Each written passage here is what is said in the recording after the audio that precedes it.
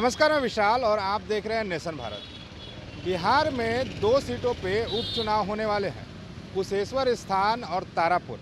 इन तमाम जगहों पे जैसे ही नॉमिनेशन का डेट आता है, तमाम दल जो है अपना अपना नॉमिनेशन करवाती है अपने अपने कैंडिडेट से, मगर तमाम दल का कहनाम है कि हमारी पार्टी ही जीतेगी।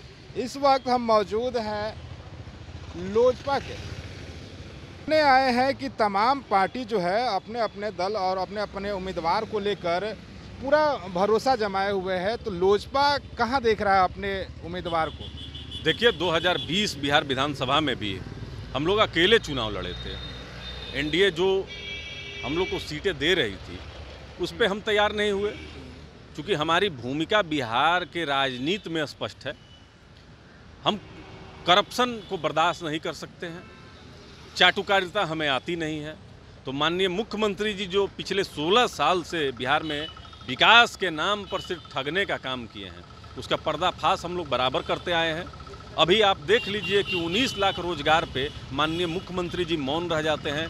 करोड़ों करोड़ लोग बिहार से पलायन करते हैं, माननीय मुख्यमंत्री जी मौन रहते हैं।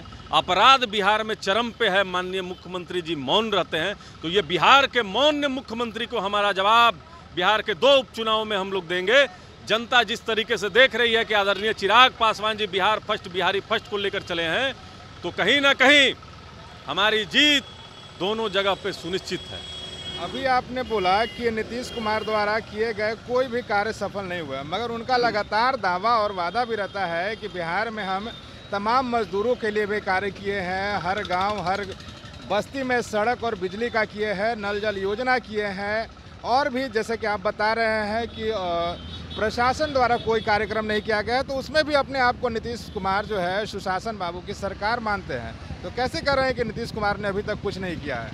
देखिए, पूरे देश में अगर नल जल योजना के भ्रष्टाचार की जांच हो जाए तो यह देश की सबसे बड़ी भ्रष्टाचार साबित होगी।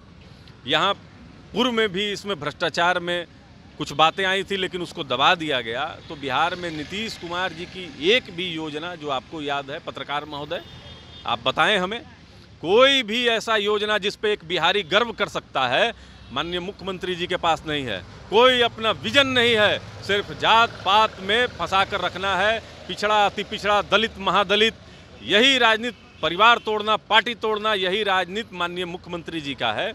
एकमात्र कार्यक्रम उनका यही है। अगर विकास किए दम पर बनते, लेकिन माननीय मुख्यमंत्री जी का अपना जो व्यक्तिगत महत्वाकांक्षा है प्रधानमंत्री बनने का, रहे रहे वह उबाल मारता है। तो बिहार में अगर आप देख लीजिए, आप कुशेश्वर स्थान में जाइए, वहाँ पगडंडी के अलावा आपको कुछ नहीं मिलेगा। अगर पंचायत में भी अगर आपको जाना है तो नाव से जाना पड़ेगा।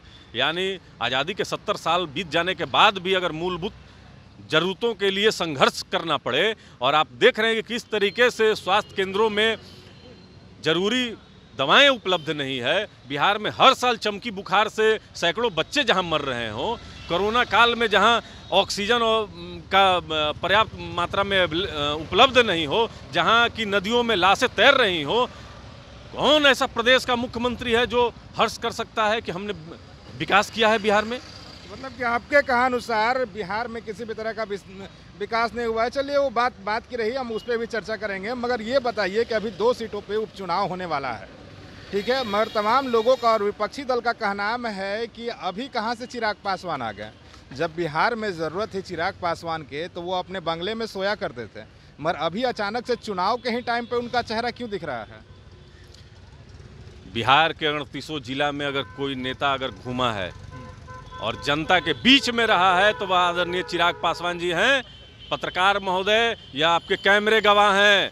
ये मैं अगर गलत बोल रहा हूँगा तो आप टोकिएगा, लेकिन 38 जिला में अगर कोई घूमा है आशीर्वाद यात्रा के माध्यम से, तो आदरणीय चिराग पासवान जी हैं। जहाँ तक बात रहा, तो हमारे नेता भी बीमार थे, कोरोना के समय में ये भी बीमार थे, और आपको ध्यान होगा तो पूरे देश भर में लॉकडाउन लगा हुआ था, और किसी भी नेता को उसके संसदीय क्षेत्र में जाने की इजाज़त नहीं थी। तो खैर, विरोधी और विपक्ष तो कहेगा, लेकिन तो अंत में मैं आपसे एक ही सवाल पूछना चाहता हूं कि क्या लग रहा है इस बार 2 ही सीटों पे भले ही चुनाव हो रहा है, लोजपा अपने आप को कहां देख रही है?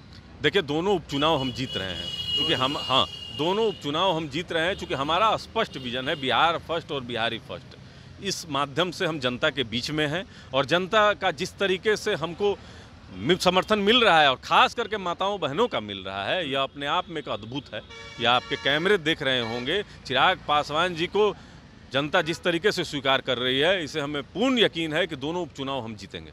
चलिए, बहुत बहुत धन्यवाद। तो अभी हमारे साथ लोजपा प्रवक्ता चंदन सिंह थे। उनका साफ तौर पे कहना है कि इस बार भले ही मात्र 2 सीटों पे उपचुनाव हो रहा है, मगर जीतेगी तो लोजपा ही। अब देखने वाली बात यह होती है कि चुनाव के बाद जब वोटों की गिनती होगी तो किसकी आखिर विजय होती है।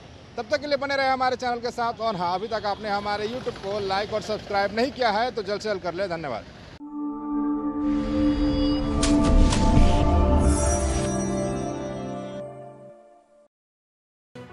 लेटेस्ट खबरों से जुड़े रहने के लिए हमारे चैनल नेशन भारत को सब्सक्राइब करें और बेल आइकन को दबाएं ताकि कोई खबर छूट न पाए।